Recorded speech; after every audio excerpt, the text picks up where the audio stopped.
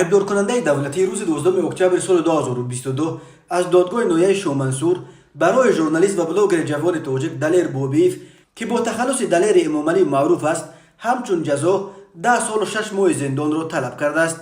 در این باره رادیوی آزادی با استناد به یک منبع آگاه خبر داد مرافعه دلیر امامعلی به مرحله نهایی رسید، دادستانی طلب خود را اعلام کرد و در مرافعه آینده دلیر سخن آخرین خود را ارائه می‌کند.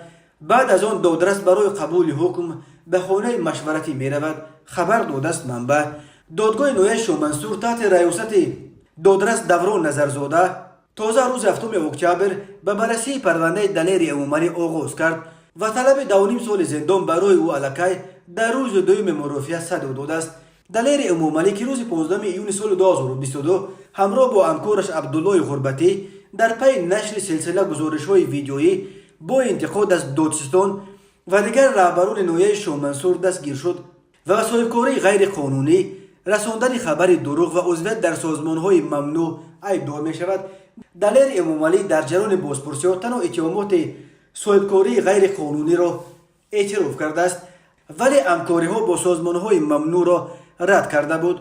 گروه 24 و حزب نهضت اسلامی تاجیکستان، دو سازمان اپوزیسیونی که در تاجیکستان فعلا ممنوع نیست، به آنها یگان نوع همکاری داشتن دلیر امامعلی و دیگر ژورنالیستانی در ماه‌های آخر در تاجیکستان حبس شده را رد می‌کنند. تفتیش پیشکی پرونده دلیر امامعلی ماه سپتامبر به انجام رسید.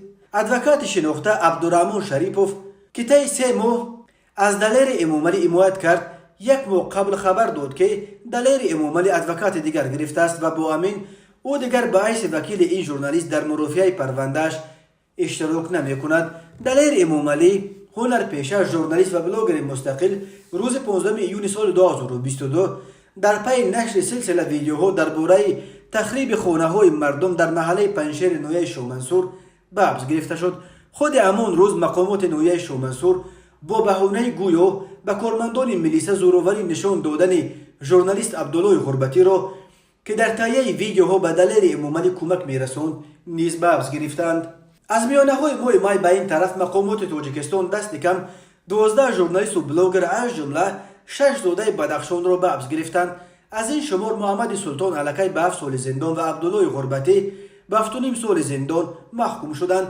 سازمان‌های بین المللی حامی حقوق انسان و حامی آزادی مطبوعات از جمله کمیته دفاع از ژورنالیستان از مقامات تاجیکستان خواستند که دلیر امامعلی، عبدالله غربتی، زفقبک سیدامینی، عبدالستار پیر محمدزاده، الفت خانم محمدشاه و خوشروز جمعیف متخلص به خوشم گلیم را آزاد کرده به تعقیب ژورنالیستان و کوشش‌های تهدید و ترس و به زندان انداختن بستن دهان مطبوعات خاتمه دهند.